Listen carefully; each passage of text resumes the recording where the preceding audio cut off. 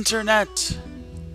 My name is Shalthis, and welcome back to ShoutStone. Today we're going to be casting another Cockatrice match, this time between Kharan and Futna, or Futna. Not really sure. See, that's the problem, is people don't just have normal names or easy to pronounce ones. But anyway, we're going to do this. It's going to be a Hunter versus Shaman encounter. Let's get to it now. So the game's about to begin here. And once again, we are in the Cockatrice emulator-ish type thing. Anyway, alright, game's underway. Our Hunter player starts off with Loot Hoarder. Handy little death rattle for a cheap two mana minion. He got to play him by playing the coin right off the top of the spot there. Not much that his opponent can do, so it's right back to Kharan, I don't know. Right back to our Hunter player.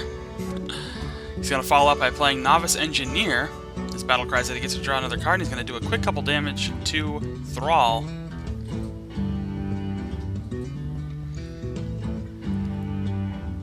Still not much that our player can do. He is going to try and bring out a healing totem, just to get a little bit of something going and recover at least 1 point of health, and see how long he can actually keep that going for. But I don't know. Who really knows? Who knows for sure? There's another couple points of damage being dealt by the Hunter's hero power. Loot Hoarder attacks the totem to take it out, and Novice Engineer does another point of damage to Thrall. So much for that healing totem. That cleared out pretty quickly. But it's up to the Shaman player now. Let's see what he's going to do. Up to the 3-drop point. Not really a lot of abilities in a Shaman deck or Hunter deck that are going to cost you mana crystals like the Warlock deck does, so it'll be pretty even going throughout, at least as far as overall mana. But not much he can do. Did actually have to correct himself there, put out that 4th mana crystal. Now there was a little bit of client lag on my end here, so I didn't actually see that Shield Master get cast. I'm sorry, the Zengen Shield Master. I didn't see him get cast when he did, but he is out there, and that's perfectly fine. Twilight Drake comes into play. He's a pretty sick minion, 4-drop minion, but you get +1 for every card in your hand, so that gives him up to 7/7, because there are 6 cards in Kharan's hand. So that makes it a damn devastating minion at this point in the game. So he's going to go ahead and move on to the next part of his turn. We are at the 5-drop point, so there are options to handle that Twilight Drake, especially in a Shaman deck. Everything from Hex to Hex. I'm sure there's other options, but Hex is a pretty damn good one, at least at some point. But let's see what he has actually available to thwart this threat. He's still got a couple of those other little minions who are just sort of hanging by. Didn't actually do any kind of attacking with them. Well, I guess they didn't because of the Zengen Shield Master. Sorry, the Zengen Shield Master. I'm being bad here. It's decision-making time, really, at this point. He's going to drop a Mana Tide Totem, get that out of the field, and he is going to equip himself with a Storm-Forged Axe, excuse me. He used that to take out the Novice Engineer, and that is going to put at least one of his mana crystals into Overload for now. Uses that Zengen Shield Master, take out the Loot Hoarder. We'll need a couple points of damage on that, but it's okay. And that Death Rattle does get him to draw a card. Faceless Manipulator, great card to follow this up with. He gets 2 Twilight Drakes now, and they're both 7/7. It's just lovely. So he's going to sacrifice, well, not really sacrifice, but he's going to use one of those Drakes to take that Shield Master out. And it's back to the Shaman player. 6-drop time. What does he have available to him at this point? He's got a pretty loaded hand. Both players do, as a matter of fact. And if you remember what I said in the last Cockatrice game that we did, I talked about how much and how valuable your hand is, and how much value that carries as currency, basically, for this game. I mean, you saw how quickly a game can turn around when you just don't have that currency. Alright, he's going to throw down Lava Burst to deal 5 damage and take that Twilight Drake out. He'll be attacking with his Stormforged Axe, deal another 2 points of damage. That'll put that axe down to 1 durability, so it has 1 more good swing left in it, and he passes the turn back to the Hunter player. So now at this point, he's got Searing Totem out. He's still got that Mana Tide Totem. Just has to keep up with the draws that he gets at the end of every turn. Looks like he's doing a pretty good job of that. 6-drop time, another Loot Hoarder comes into play. And an Abusive Sergeant. I almost said abrasive. Abusive Sergeant comes in. Gives a friendly minion. Oh, he's going to actually play 2 Abusive Sergeants. Boosts that Drake up to 11. And I think he's going to strike with it. So quickly he deals 2 points of damage and attacks to knock the Shaman player down to 1. I'm sorry, not down to 1. I'm see, I did that when I was actually recording this game. I'm like, oh, but see, Futna's really quick. He saw the buffs being played, and he knew the attack was going to happen, so he dropped his health down to 12, as it should be. And I double-checked the chat log to be like, wait, what happened? Like, oh, he's way ahead of me. That's just the way it is. He's way ahead of the actual attack being triggered. So, anyway. Serious turning of the tides here. But the Shaman player is still in it. Let's see what he's going to do here.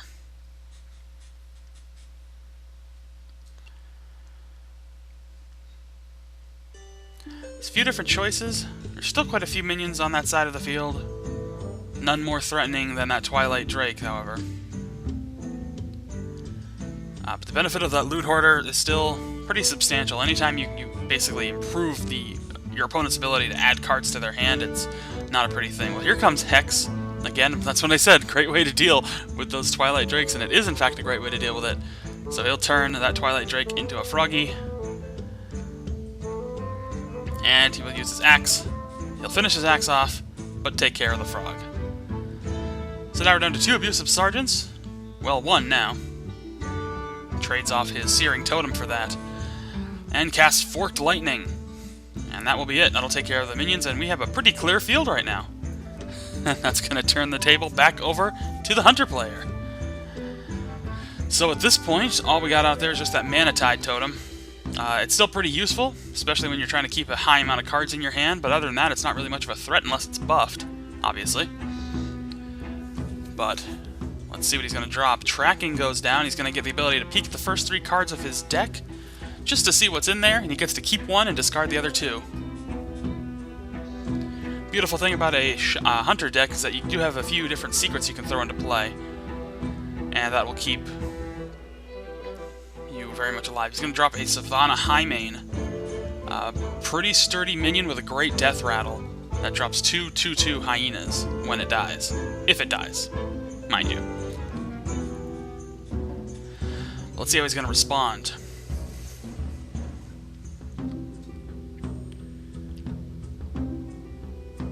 Probably use that mana. Well, I think maybe next turn he should be able to use that mana again if he can't use it now because it's no longer on lock because of no, actually he's going to bring out a totem. Alright, so he's going to bring out the Stoneforge Totem. Jeez, what am I saying? Stone Claw Totem. My head is funny. Alright, he's going to bring out Earth Shock. Oh, that's a great move. He's going to silence that minion. It's only going to deal a small amount of damage. However, if he can kill it now, and he brings out Lava Burst, he does. He kills the Savannah Highmane, but with the silence, the Death Rattle is not effect. That's a really smart strategy right there. You can control those Death Rattles with a good silence, and now you've cleared a pretty expensive minion, and it lost any benefit that it would have had. It was basically a waste of 6 mana on that turn. I don't want to say a waste, because, you know, he forced his opponent to waste that 6 mana because he didn't have any other option. But here we go. Looks like the Hunter is going to be equipping a secret card. Some kind of trap, I presume, since that's what Hunter secrets are, is traps. He's going to play Big Game Hunter. Big Game Hunter, a pretty good minion, though he can't really do anything with the Battle Cry. There's no minions to really do anything with it. So he's going to deal another couple points of damage to the Shaman player. But we're starting to get to the end game. That 10 mana point. Shaman player is going to bring out a Fire Elemental. And its Battle Cry immediately deals 3 damage. So that takes care of that Big Game Hunter. It's only a 4/2 minion. Excellent. That's a really strong minion right there. Not only is it a sturdy minion at 6 points, but it has that great battle cry. So you can use that to do exactly what Futna just did, which was to take out a low power minion and clear the field, or just deal damage straight to the hero, whatever you want to do. At this point, I think he made a really smart decision. Can I keep the field empty, not worry about things? Doesn't really have any other options, so he's going to go ahead and pass the field back to the Hunter player. Both players up to the 9 mana point at this point. Only 1 point left to go, and then we are at endgame. Sylvanas Windrunner hits the field. Another pretty moderately costly minion. A great death rattle, though. Once she dies, she gets to take control of an enemy minion.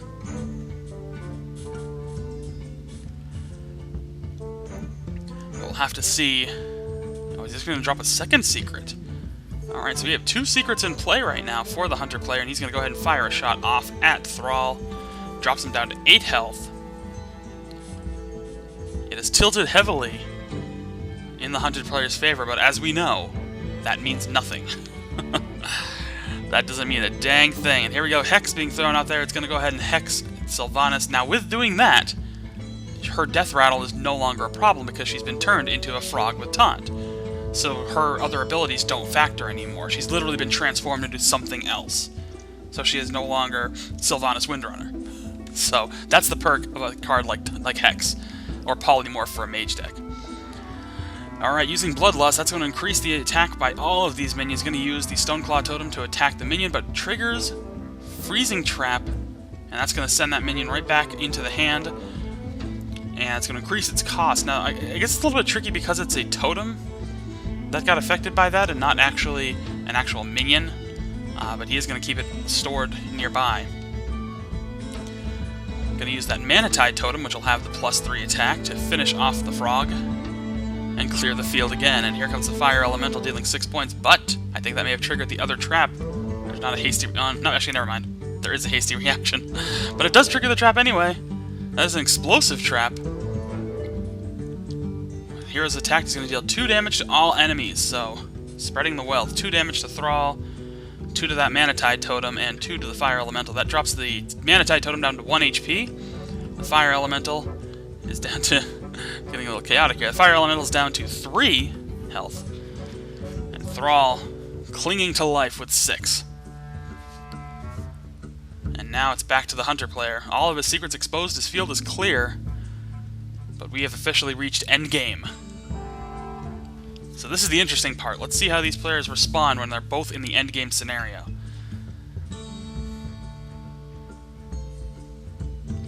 He's going to go ahead and drop another Savannah Highmane and play a secret card and hit his hero power to attack. And go ahead, yeah, he goes ahead and passes the turn. Now the one beautiful thing about Cockatrice, and I guess the rules of Hearthstone as it is, you'll see that there's some turns where they don't actually tap the mana as they're playing, because they don't really need to. They know what they're playing, they know they have enough mana for it, and you can't do anything on your opponent's turn like in other card games.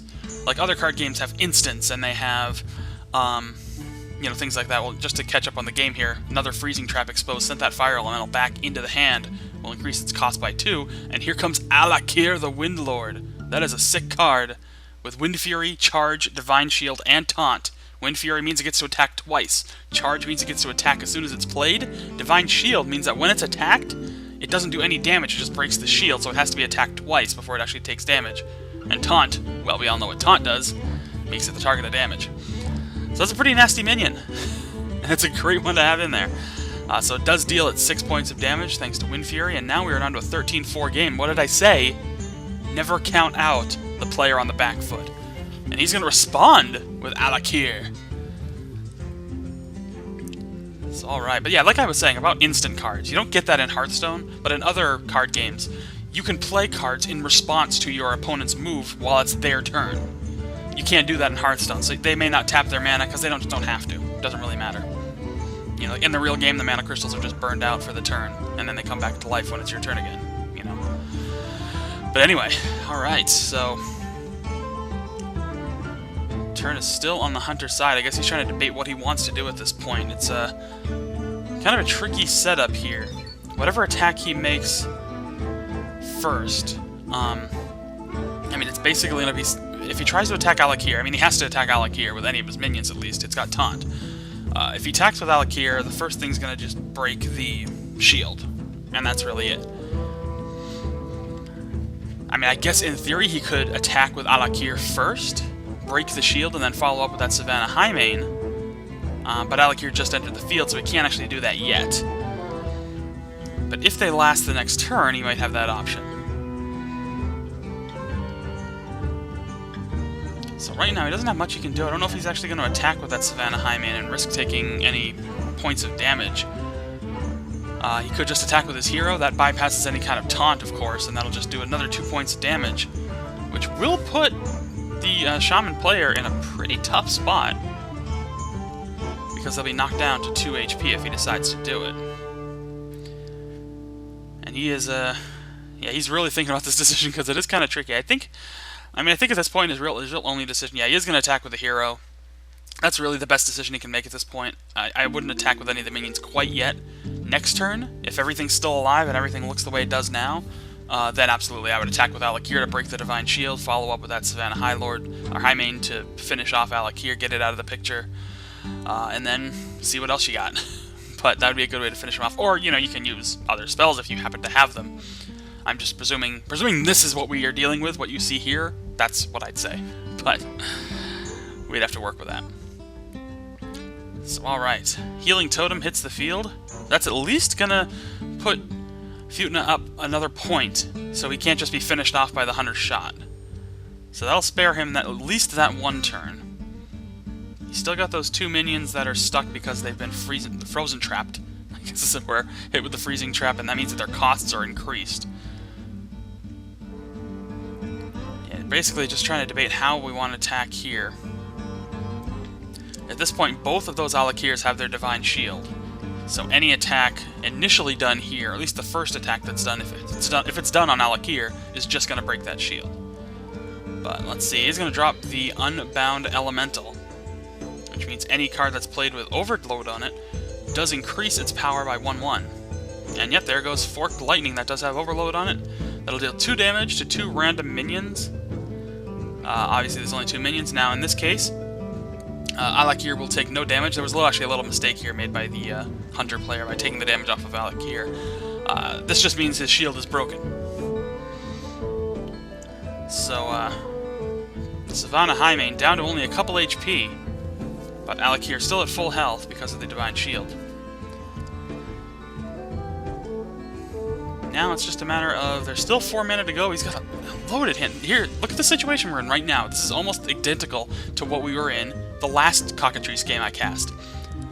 The Shaman player, really low on health, desperate to win, cannot afford any mistakes, has 8 cards in his hand. The Hunter player, who's in control, or at least from a health standpoint, has only 1 card. That can really turn the tides, as we saw in the last game, and it could happen here. Yeah, this 2 to 13 matchup could go in the favor of the Shaman player because of that. And because of who knows what other decisions. I mean, there's so many little decisions that are made between that, the end of this game, and the start, really, I guess, if you want to just be specific. But at the point where the game turned in the Hunter player's favor, there's a lot of decisions that were made. Alright, so Alakir is going to take out that Savannah Highmane. That will bring out a couple of Hyenas, and it will cost him his Divine Shield. So we got those Hyenas on the field. They are 2/2. But he is going to Lightning Strike, and he's going to buff it with the Wrath of Air Totem. So it's a 3 or 4 damage ability. And he's going to drop a 2-sided die. It is a 4 damage ability, and that's going to clear off both of those minions. And it's going to do a severe amount of damage to Alakir, because his Divine Shield is gone. Yeah, so Alakir down to a 3/1 minion. And I think our Shaman player may be ready to pass to the pass back to the Hunter player, I guess it is to say. Just considering. I think he's got anything else he can squeeze out with 1 mana that he's actually got left to spend. But so far, it's been a really solid response from the Shaman player. I mean, just the type of cards, the way he's responding at such low health. I mean, it's pretty dang impressive, I'm gonna say. He's really holding on for dear life. But basically, as soon as he passes this turn, that will give him another HP. Alright, so he's going to attack. Looks like he's going to sacrifice.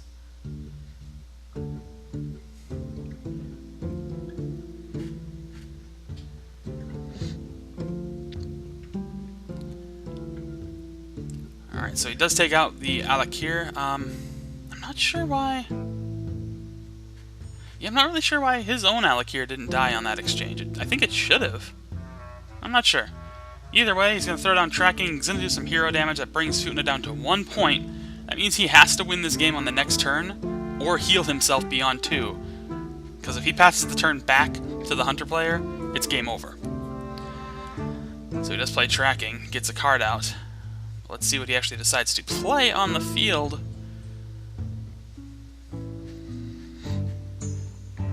This is a very dangerous position for the Shaman player, but he's got a loaded field of minions. And all he could cast was that Mogushan Warden with Taunt. Oh, this is interesting. With all those minions out there, only 13 points of damage left to do, and who knows what's left in his deck. I mean, he's got 9 cards that he can play right now. 9 options at his disposal. This game could end on this game will end on this turn. It has to. Unless he heals himself, which is possible, I guess. He's a shaman after all, but I'm feeling like this game is going to end right here on this turn.